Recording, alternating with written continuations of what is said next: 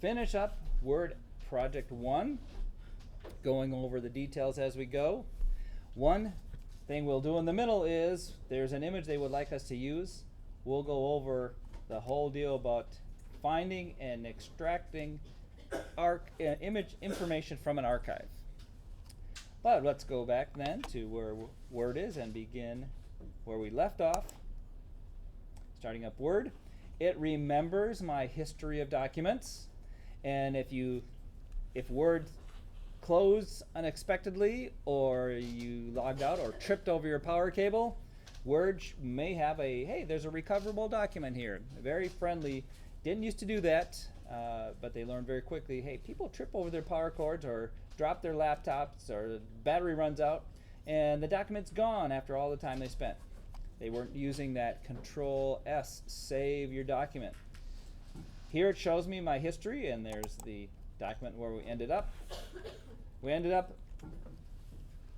having a paragraph. We did the paragraph, and I showed you at the very end that, hey, a shaded text box has a lot more capabilities than simply a shaded paragraph, but I can make it just look exactly like a shaded paragraph. That was just a little fun aside. Now we're going to format the rest of our document, and we'd like to be efficient at how we're formatting things. And remember, we're going from something that looks like this to the end of today having a lovely bordered little presentation poster to put on the wall. Okay, so we're going to adjust we've already adjusted our theme, and we got the title in there, and now we're going to make sure that the size of the font first of all, we've got this size changed. Now we want to change the size of this font, and make sure I get it right. I think the size of that font, we want to be 22 points. Getting to the right page here, we got the shaded paragraphs. Now the paragraph below. Here we go. The paragraph below, we want that to be 22 point. So how do I select this text? Well, I could drag through the text or drag through the margins. Most common thing, I think, is clicking and dragging through all the text. But remember, you can drag down through the left margin and it will select that entire line. Or remember, if you have an entire paragraph you want to select, triple click will select the entire paragraph. So triple click is a handy thing. Changing the font size to 22. My favorite way is to Control Shift greater than until I see the size go up to the size I want, 18, 20, 22. The reason I like that is I see immediately the effect. Here, if I come over here, I hover over this, I do see the effect, but then I have to drag my mouse to the one I want. Then Control Shift greater than, less than, a little quicker. It doesn't matter which one you use, as long as you get it to the size 22 that we want. And while it's selected, I also want to set its color. So to change the color, over here under the little A in the font section, the little down arrow lets me choose exactly the color, and we're going to select the color from our theme, second from the right, second from the bottom. And remember, we choose the theme color in case I decide in the future to change my color table. And it's nice and handy that you can change your color table and not have to go back. If you use a standard color and you want to change it, you have to go back to everything one at a time and change its color. Using the theme color, I can pick a color that likely blends with everything else on my page, and if I choose a different theme color, it will still blend with a new set of colors. So nice to know that. Now that I've set that to 22 and the theme color, I'm zooming out a little bit because the rest of the text down to all the lines except for the last line, I want to set a font size, and I think we're going with the default colors. And to select all that text, a triple click doesn't work because there's multiple paragraphs there. And remember, I know there's multiple paragraphs by clicking on the formatting characters, and I see, oh yeah, every one of those is a separate paragraph. I want to select all that text though. The easiest way is to click here on the how left margin and just drag down. Not to the last line, stop there just before the last line. Now that quick menu pops up, the pop-up menu, I can now change the font to, I think it was 20. Let me verify in the textbook. We want to change it all to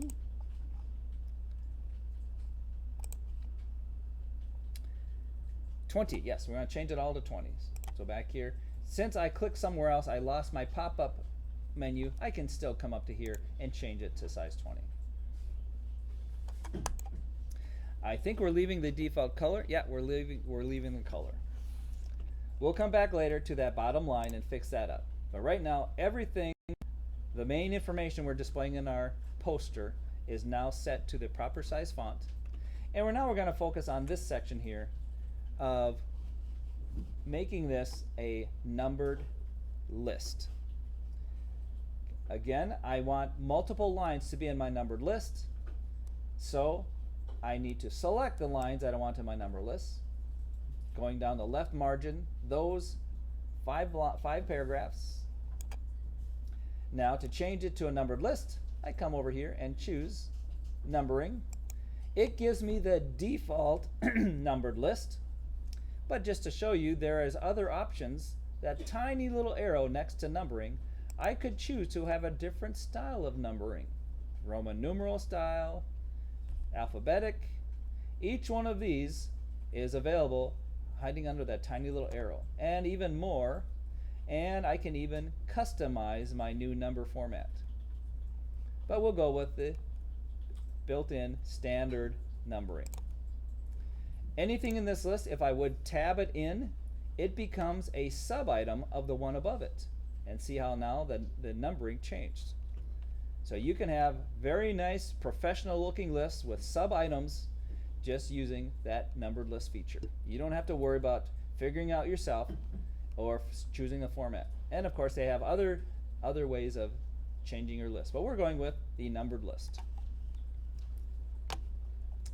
And now that we have the numbered list, we're going down to the next paragraph and bulleting that list.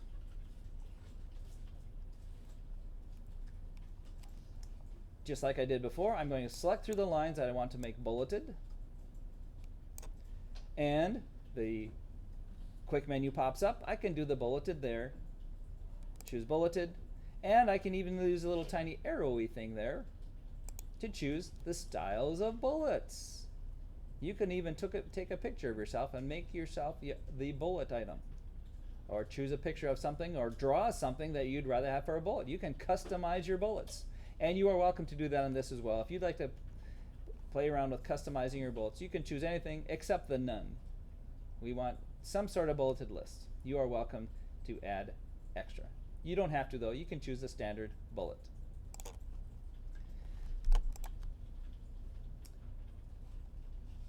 And let's like we did with the bullets, if I tab in, it will become a different style of bullet as defined in that bullet style.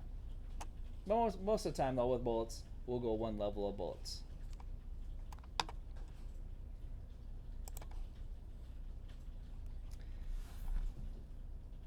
And now before we come back and modify some things, we have this, what's going to be our signature line down below. And that has a hard link, well actually electronic link to the website. And since we're printing out this poster, we don't need to have that link there. If I did want us to have an electronic version, I sent everyone's emails, and I want to have them be able to do this. Notice I can do Control and then click, and it will bring up the default browser, whatever happens to be my default browser, and it will take me to that website, and it takes me to walmart.com. Not sure why it's taking me to walmart.com. Let me see. Foodworkers.com redirects. Well, now it's acting weird.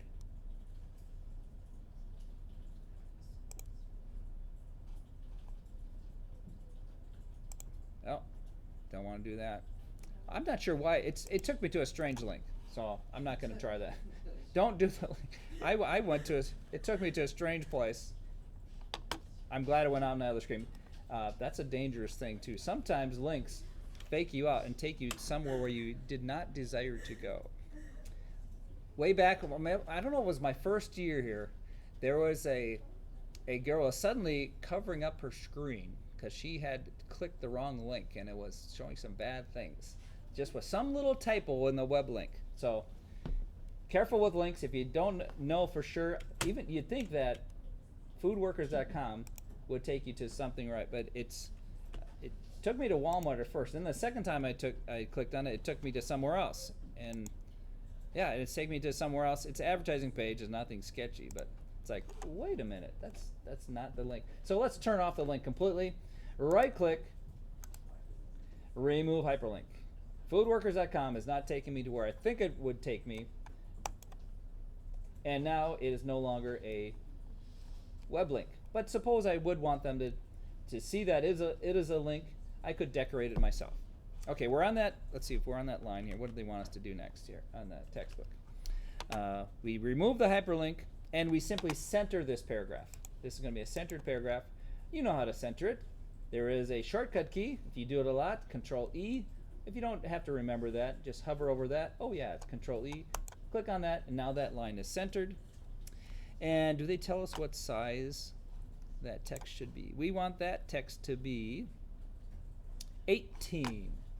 Now it's the whole paragraph. I want to be 18, so I'm going to triple click and Control Shift greater than until I see 18 in my font size.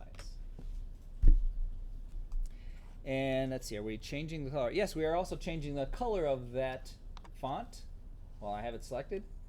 It remembers the last color I chose, but just to be sure, I'm clicking on the little down arrow to make sure it is still the second from the right, second from the bottom color. Indigo accent 5, darker 25%. Remember, the position in the color table means if I ever change my color table, whatever gets put in that position will become this color. So now we have, I'll zoom out a little bit, we have a poster with some text, fairly readable. Notice that's going to be an 8.5 by 11. We will be putting in some extra graphics in here. But we want to emphasize in this particular line that this will give us additional hand washing tips. We would like to highlight that, so we're going to click and drag through those 3 words, and we would like to underline that. The pop-up shows me the underline U, or Control U would underline that. I could highlight that, I could italicize that, or I could bold it, but we're just underlining it for now.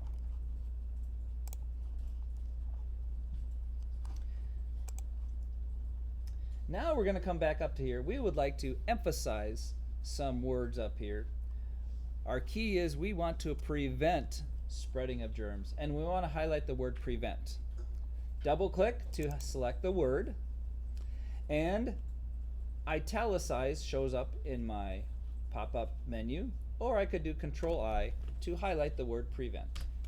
If I wanted to even color the word prevent in a special color, I could choose a color for that particular font. So just a little extra emphasis on that word. And we also would like to add a little eye candy here. We want to bold the first word of every sentence. Double click to select the word. Control B bolds the word.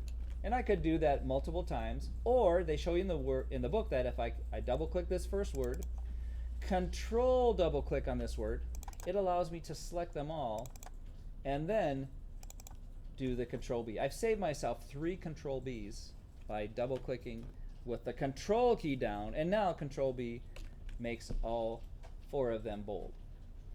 This is handy when you have a lot of words, but it's also dangerous because you do 10 double clicks, and the last one you forgot to hold the Control key down and you lost all your previous selections.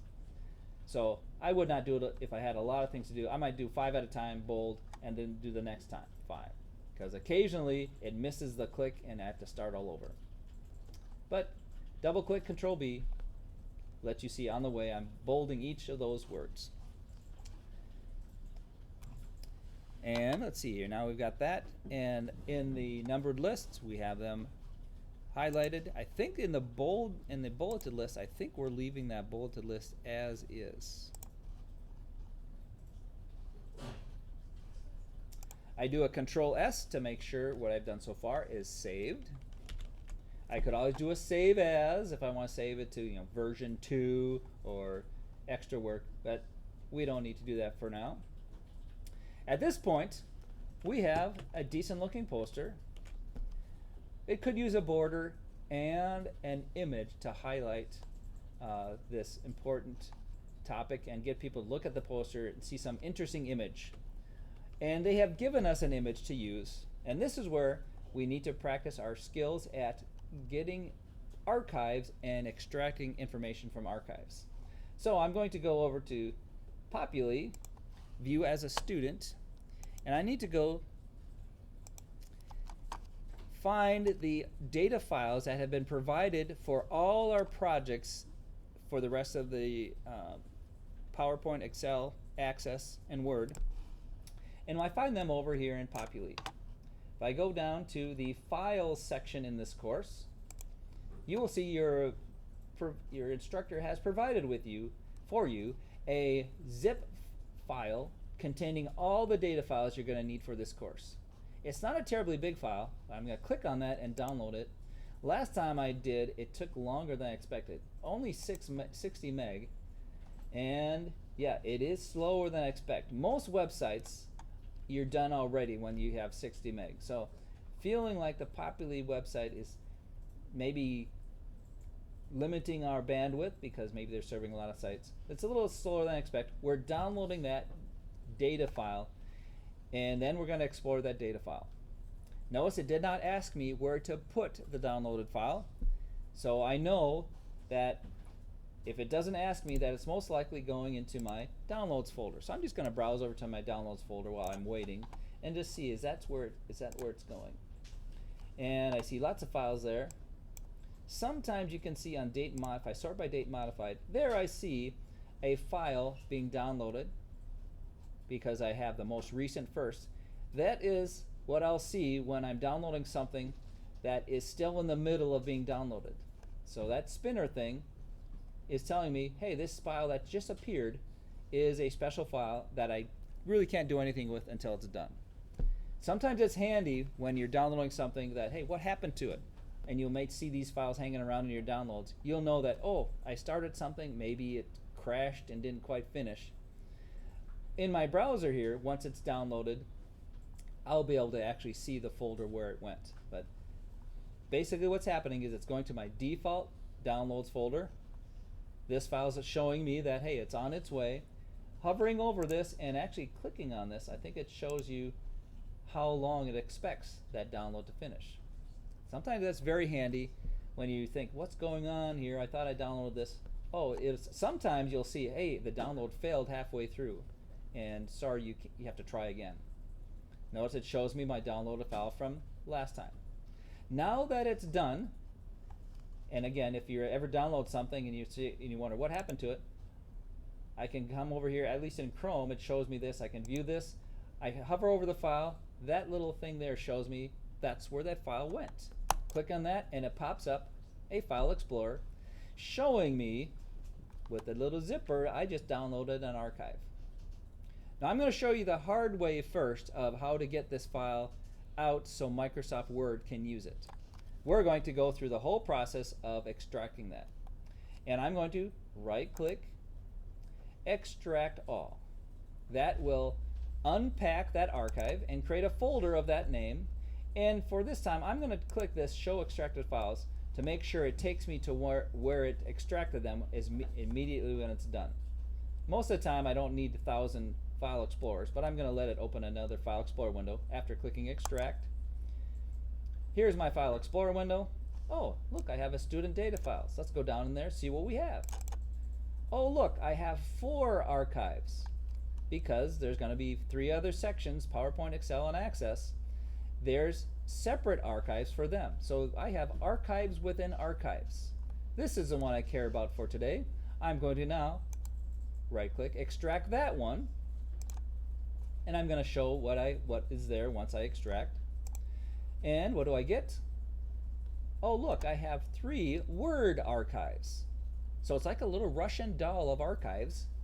And I'm only caring about right now mod 1. So what am I going to do? Right click. extract that one. And now I click extract. And I see in the Word files of Module 1, there's Module 1 data. Multiple folders there. The only folder I care about is the module folder. In the module folder, I have one image, and if I want to view icons, does it show me my picture? It shows the picture of that file that's in there.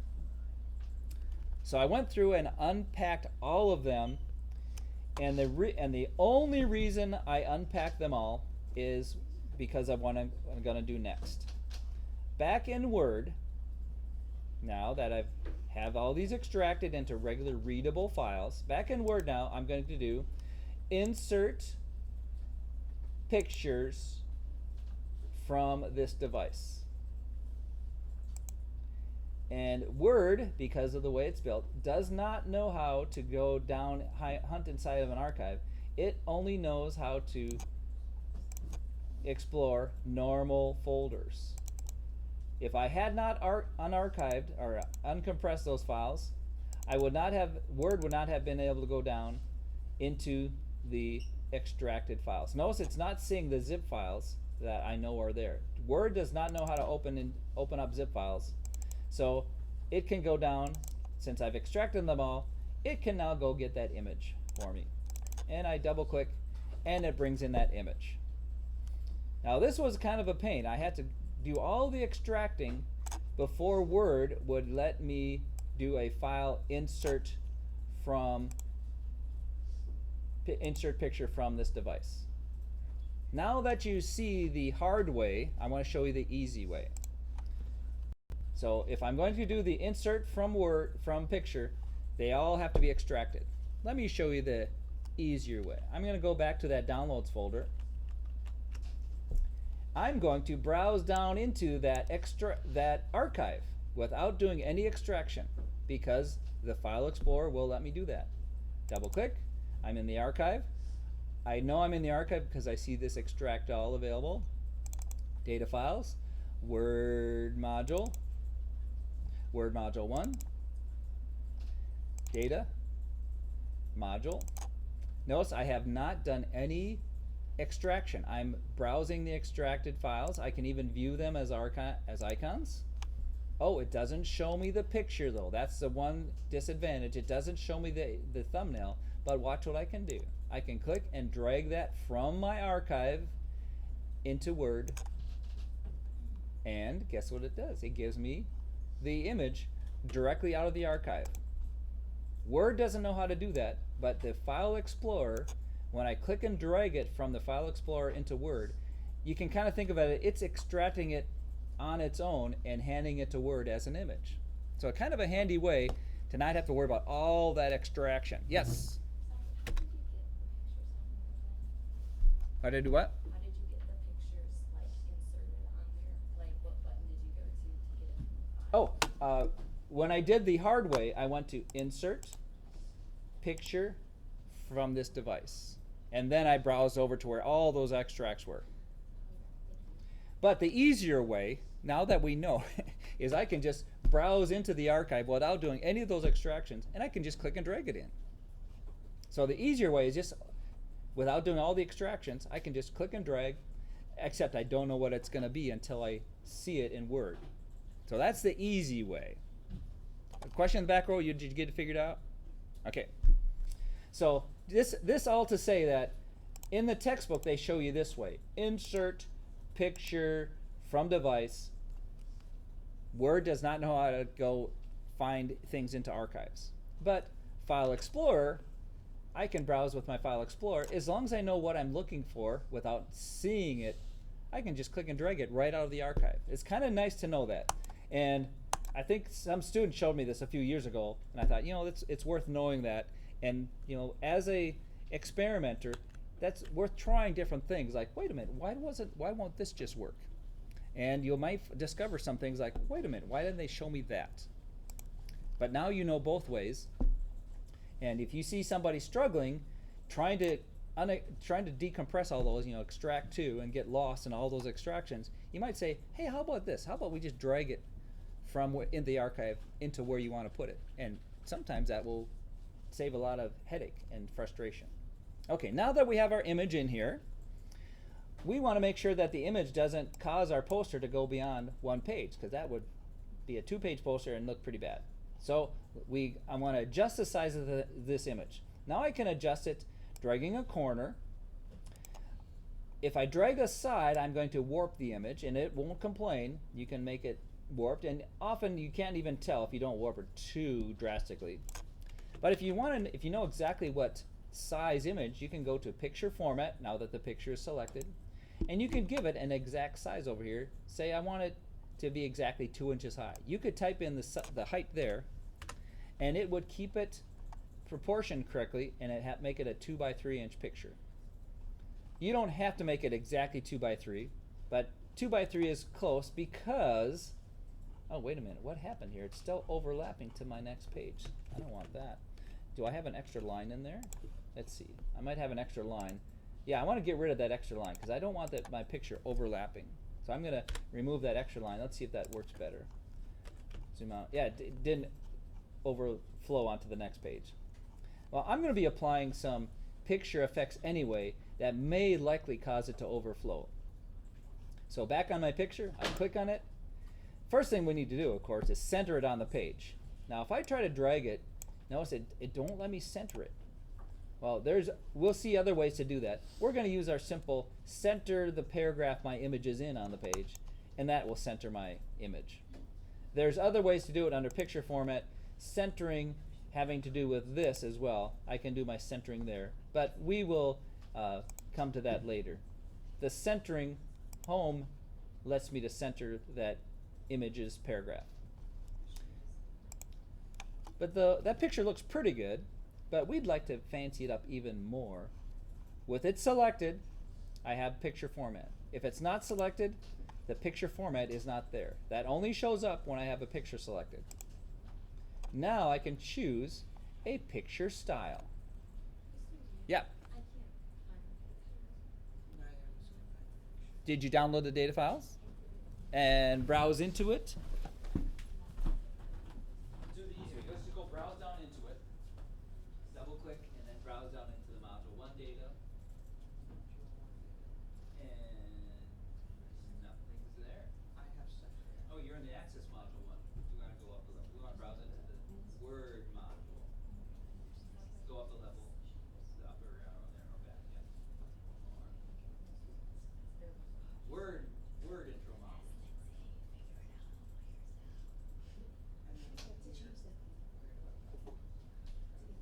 Oh, module, the module folder. And there. No.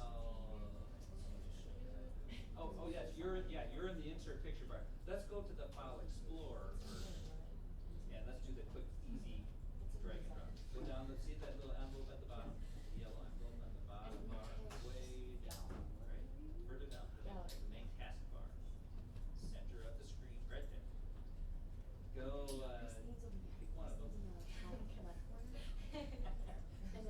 Just go ahead and double click on that folder. It's 2 page files. The Word module. Word module 1. Third from the right, third from the bottom. Module folder. Second from the bottom, third from the right. And just click and drag that into your Word document. You-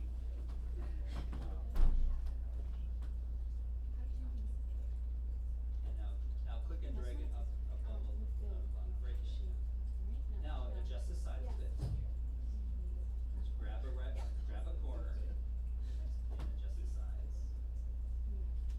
And then for the letters, it's wash your hands on the outside and then you use this. And maybe move it, no, you're in the right place. Adjust the size more So until that's how you can until your poster fits on one page. because this is back to. It looks like you may have made your font a little large somewhere, or you have extra lines because you're overlapping. Oh, your margins, that's right. Go to the layout, your margins are too wide. Go to your layout and change it to margins narrow. There you go. And then you can adjust the size of your picture however you like. Okay, so center it now, and then we'll add a style. So what we're doing now, we're almost done with our poster. We just want to make this image look a little fancier. We have it selected. We choose now the picture format tab that will show up when our picture is selected.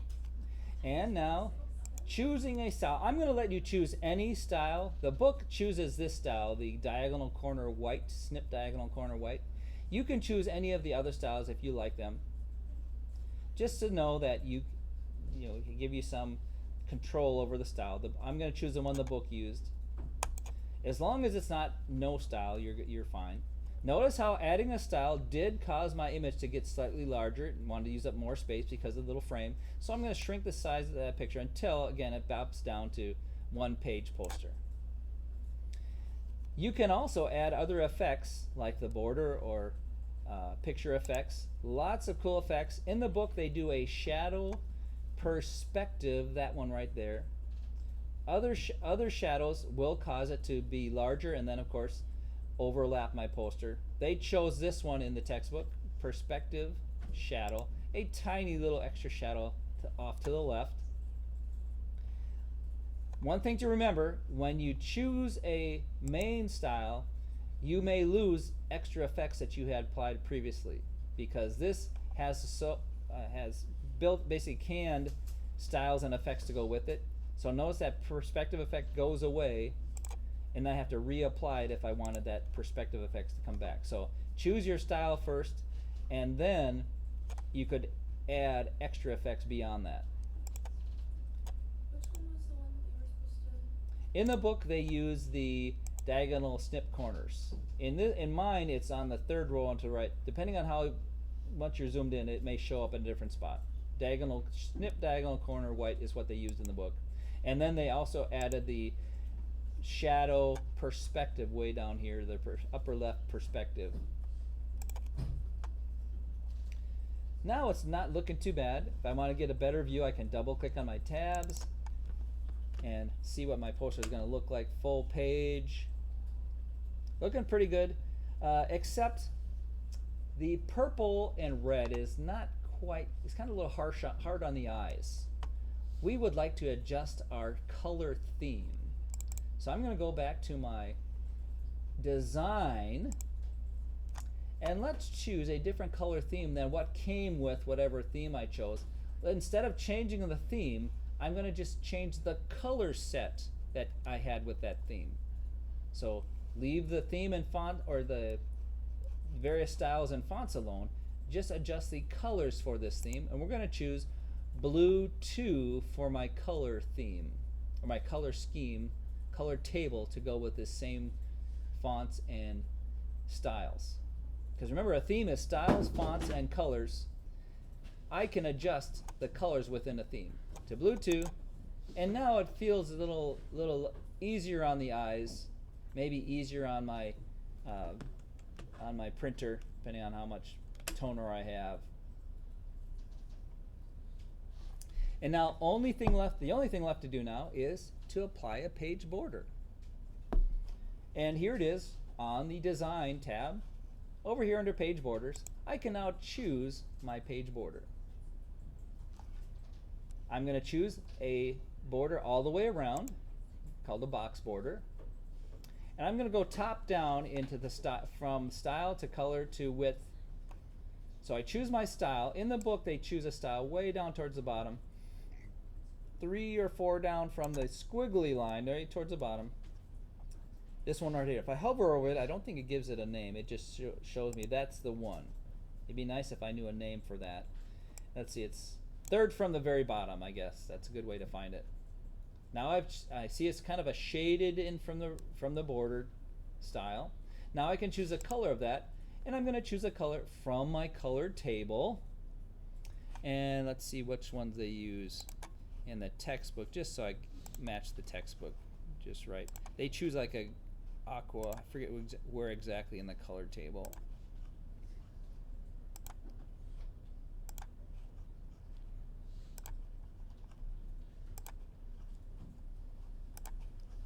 They choose the fourth column, fourth from the right, second from the bottom. Now it doesn't make a big deal if you choose a slightly different color, but that's the one they choose in the textbook. And the size automatically became 3 point. If you wanted a wider border, could have chosen a wider, but in the textbook they leave it at 3. Also, if you're asked perhaps on a midterm to apply an artsy border, you would know that down here at the very bottom there's artsy styles to choose from. And if they're black and white, I believe if they're black and white, it will actually come out the color that you have. If it has a color in it, I think it ignores the color you're trying to choose. So they stay red. But if you choose one that has black and white, it will actually, I guess that one didn't. It will actually take on the colors from above. Let's try that one. Oh, that one didn't remember my colors.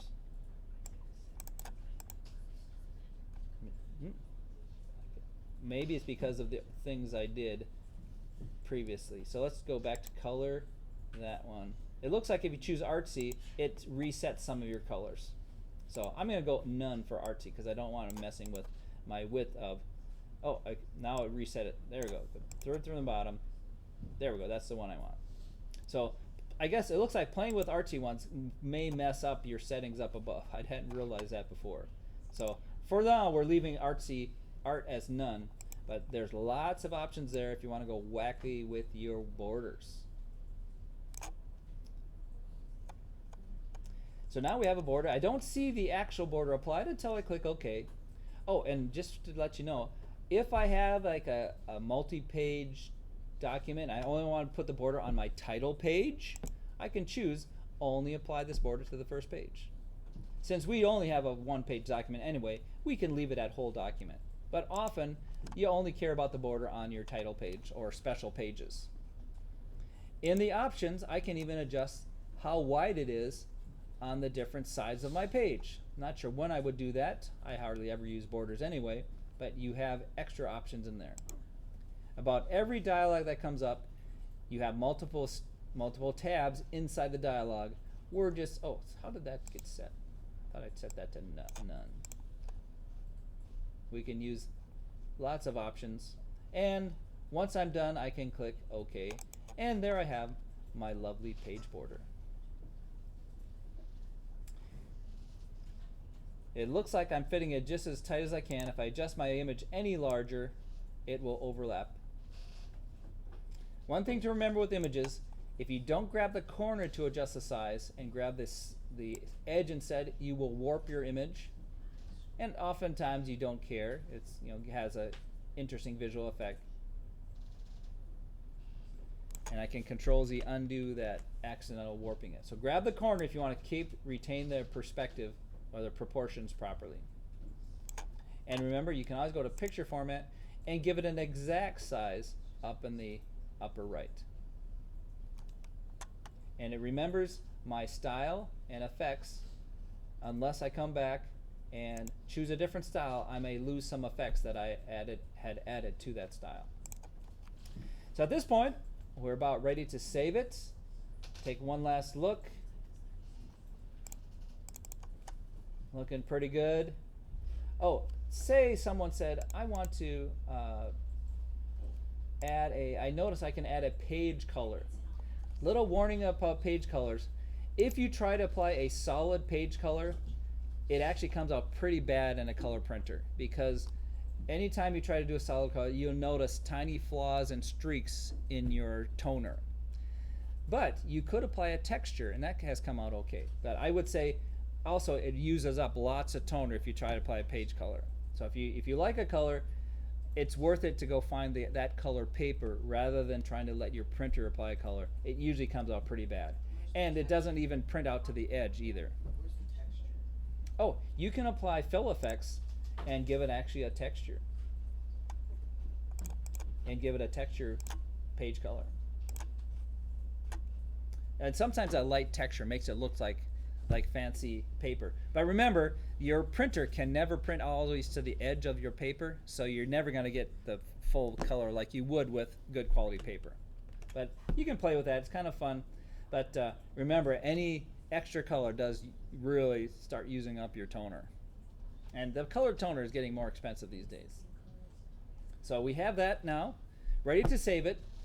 But before we turn it in, we would like to explore a little bit the extra options that we can apply in the document properties. And where do I get to my document properties and that metadata?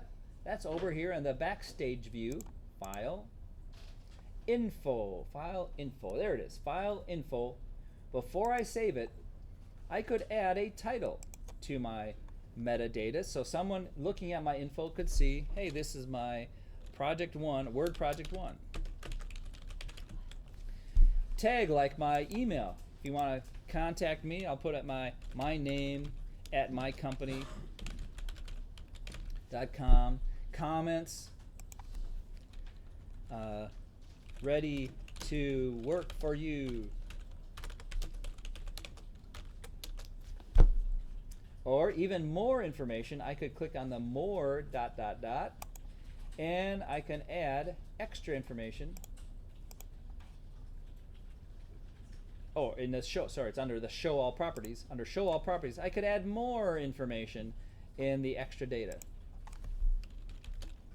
All done. Categories, basic document, subject, CS101, hyperlink, emmaus.edu, company, Emmaus University. You could put all this stuff in the metadata, even your phone number, and Word will actually warn you, you know, you're saving might be information. You sure you want that saved in your document? But you can add all of that in the backstage view. It will get stored in that file, only available to those that know how to go to the extra info.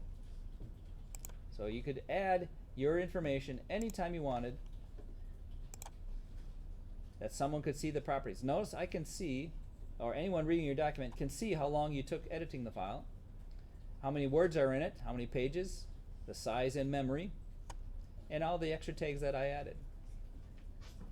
I'm not sure how this manager got added to that. I guess I went in and specified him at some point. So now that I'm back, I know how to get to backstage view, update any of that information. Now I'm ready to save this, Control S, and ready to send it off to Populi. And I'm going to go to Populi and show you one thing that has been concerning some students. I'm going to go pretend I'm the student here. I'm in the right course. And I'm going to go to my assignments. Go to Word Project 1. That's what this is, Word Project 1. And I can drag and drop it here, or I can click and now browse over to where Word had it. And there's my, make sure to go to the correct place. Section 2, there's my Word project. Sometimes I have seen trouble if they had Word open and sent up the document. This has happened more than once on a midterm. They forgot to do the Control S, but sent up the document that had nothing completed in it. So it's safest. It is safest to close Word, and it'll remind you if it's not all saved, and then go back here and choose that file, and it'll make sure that it sends you the one that is complete. Now this might scare you. If you click on your document that you sent up and to verify what you sent, you click here in Populi, and it doesn't look like what you meant to be, and you're thinking, oh man, it's broken. No, that just means the Populi viewer doesn't work exactly like Word. So don't worry if in the viewer it's not coming out. It does show quite a bit, but it will not show properly unless I open it in Word. So don't worry if it doesn't look right on the Populi link. That just means Populi doesn't know exactly how Word works. If I find out I missed something, I can resubmit it, and it will show me the latest version at the top. Let me verify. Yes, the newest version will show at the top. You can always delete old versions just to make sure your instructor doesn't get mixed up and grade the wrong one. So the latest one is there. And once you have it uploaded to Populi, you are done for today.